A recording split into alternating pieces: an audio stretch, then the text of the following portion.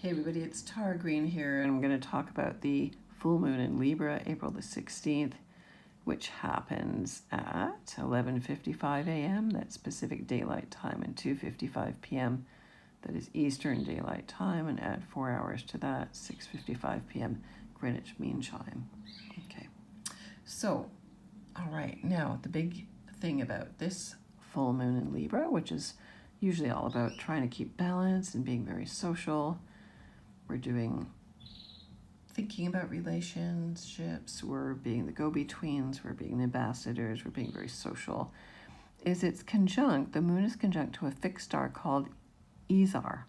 And Ceres is a very famous star going back. It has to do with the Bootes constellation, and a lot of ancestors believe that they were formed by these ETs from the Bootes constellation. I remember having a dream years ago saying, yeah, everything started in the Bootes constellation, and it's about 150 light years away. So interesting kind of ET, or pay attention to some extraterrestrial, extraordinary, out of this world kind of information coming in for you, pulsing in for you right now.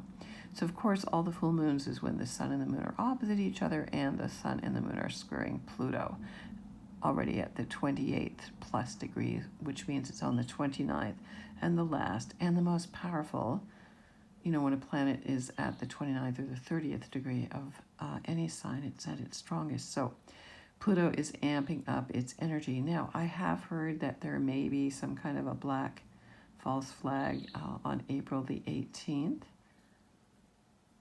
and there may be some kind of a nuclear thing happening between Russia and America. So just to put heads up for that, because that would certainly be a very tight, hard aspect, as we're seeing here, between the sun and the moon and Pluto at the 29th degree of Capricorn. Because my sense is, as Pluto keeps moving up to the end of Capricorn, it will enter Aquarius for the first time on March 23rd, 2023, which is 3/23/2023. I think that's just as important in a way as 2/22/222.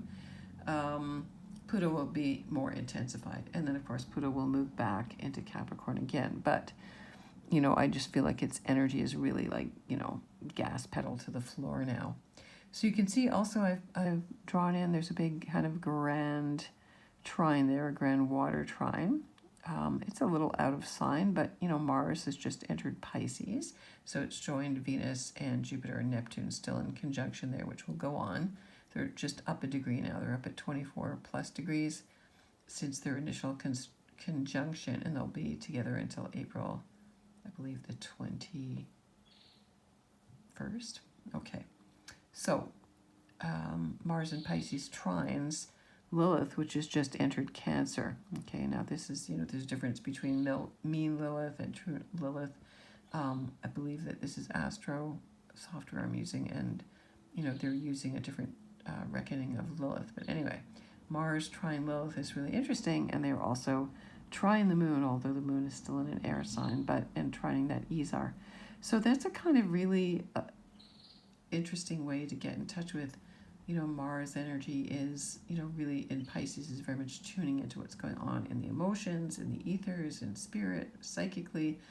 And Lilith in Cancer is really in some ways at her strongest, because Lilith was associated with abortions and a non-mothering. She's like the death-bringing mother, or Kali. And so Lilith in Cancer can be quite problematic in a lot of senses. It's like, no, I'm rejecting my family. I don't want family. I don't care. I'm going to be alone. So, and we are on the Easter and also the Passover weekend. So, a lot of trauma coming up around families. A lot of people don't like to do holidays because it just brings up a lot of old stuff. So Lilith in Cancer is very much about being rejected, or really just feeling regret. There's a lot of regrets with Lilith through the signs, actually. So you might be feeling that you're regretting certain things, and kind of let that come up and just work through it and just sort of sit with it for a while and filter through it. Now, of course, a Libra full moon, we're trying to find a sense of balance, but really we're just pulled in two different directions, okay? Now, the sun is conjunct Eris, the Disturbia goddess. She is the goddess that is bloodthirsty, so there's also that element again. Pluto's been squaring Eris for a long time. And Athena is there too at 24 degrees Aries. So there's a lot of very powerful feminine goddesses here, kind of strong, powerful goddesses. Of course, that Jupiter-Neptune conjunction, we're looking at that too. Venus is also in Pisces at 12 degrees. Saturn is in Aquarius at 23, conjunct Juno, the feminine form of genius, and conjunct Vesta at 16. So Vesta is the root word of investments. So investing in seeing things from a higher consciousness perspective. Again, Aquarius always has to do with cryptocurrency and, in the news, any kind of information like Twitter, the whole thing with Elon Musk and Twitter, broad connections. Aquarius is about kind of people connecting through the airwaves, very much so. So Saturn kind of coming of age and sort of bringing a kind of maturity to that, or a sense of limits, obstacles, testing, what's freedom. Aquarius wants freedom, bottom line.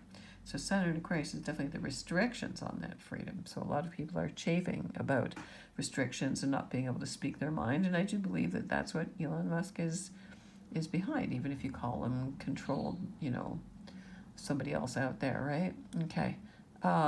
Uranus in Taurus is conjuncting Mercury in Taurus. So Mercury rules thinking in general. So Mercury in Taurus is very concrete, very body, listen to your gut instincts. And of course, the North Node is at 22 degrees of Taurus there as well. Conjunct Algol, which is traditionally the scariest star in the sky. It's Medusa's head. So there's a part of us that can be very earthy, Pluto, Mercury, Uranus, and Earth signs. Otherwise, there's not really much Earth going on there. Of course, the Sun will enter Taurus in a few days, though. Okay, now, what else is going on here? Vesta is in Aquarius, is squaring Mercury and Uranus. So again, the root word of our investments, we're caught between, do we go into cryptocurrency or do we want tangible goods? Do we want real estate? Do we want gold? Do we want silver? Maybe we have to have a bit of both, right? This is Libra, again, new moon. Now, if you have any planets at 26 degrees cardinal signs, which is, Aries, Cancer, Libra, or Capricorn, you're going to be feeling the intensity of this full moon quite strongly. This chart is set for Washington, D.C., and it has 28 degrees Leo on the ascendant, which is traditionally conjunct the fixed star Regulus, or the heart of the lion, the star of kings, right? So, it's America, kind of hear me roar in a way. That fixed star Regulus has actually moved on to 0 degrees of Virgo a number of years ago. So royalty is now more down to earth and more accessible to the people, and also marrying commoners and things like that. So there is those fixed stars. And again, the moon you can see conjunct the fixed star Izar. And then Mars is conjunct the fixed star Fomalhaut, which is the Archangel Gabriel. And then you can see the North Node is conjunct the fixed star Algol there as well. Okay, now Ceres, the Great Mother, is at 18 degrees of Gemini, and that's where we get into all this analysis and thinking too much. So she is trine also Vesta and Saturn, both very close together, and there's no other air signs over there closely that, that all fits in with. So you can see most of the planets are over on one side. We've been in that kind of imbalanced situation for quite a while. The midheaven is also Taurus. We can see that. But, things are going to shift up pretty quick. So I just want to wish you a very happy full moon. And this is the last full moon before we get into eclipse season of 2022. It is a holiday weekend, so I want to wish you all the best. My feeling is that the energy's been feeling very intense with that Jupiter-Neptune conjunction, because it's really sapping our energies. I find that it's making me feel very tired, really exhausted. I was really remembering my dreams, and then as the Neptune-Venus conjunction came on, I stopped. So that's kind of interesting. And again, as we get into the next couple of weeks, just to give you a little heads up here, there will be on the 30th a solar eclipse, the first of 2022, on the new moon at 19 degrees Taurus under some very powerful aspects. And I am going to do a workshop on that day. I'm going to put out some information about it. Just want to mention some other heads up. Mercury will conjunct Uranus, which is already, close on this chart, on the 17th and the 18th. And then the Sun enters Taurus on the 19th. And then, what else happens here? Let's see, now there's some other big aspects. Okay. The moon, on the 26th, the moon conjuncts Venus in Pisces, Mercury sextiles Venus in Pisces. Jupiter conjuncts Neptune on the 27th, late on the 27th, which is one of the most beautiful aspects because Neptune is the higher octave of Venus. So that's one of the best, most romantic, most idealistic, most psychic days of the year. Pluto will also turn retrograde on the 29th until October. So, Pluto, of course, goes into his own underworld every year. Mercury also enters Gemini on the 29th. So there's some big turnarounds on that weekend. And then on the 30th, on that solar eclipse, which I will get into, Venus and Jupiter conjunct. So that's a very beautiful, very romantic, very much the soulmates, very creative, very aspiring energy. And then on May the 1st, Venus sextiles Pluto. And Venus will finally enter Aries on May the 2nd. So you need to stay in touch with Venus. We need to stay in touch with as much psychic energy as possible, to have Venus exalted and Jupiter and Neptune also ruling Pisces at this time is very, very rare and very, very special. So if you want to get in touch with me, I'm at taratarot.com. Please follow my blog at infinitynow.wordpress.com. I'm on Instagram. I'm on Twitter. I'm on TikTok too. So sending you many blessings. Okay.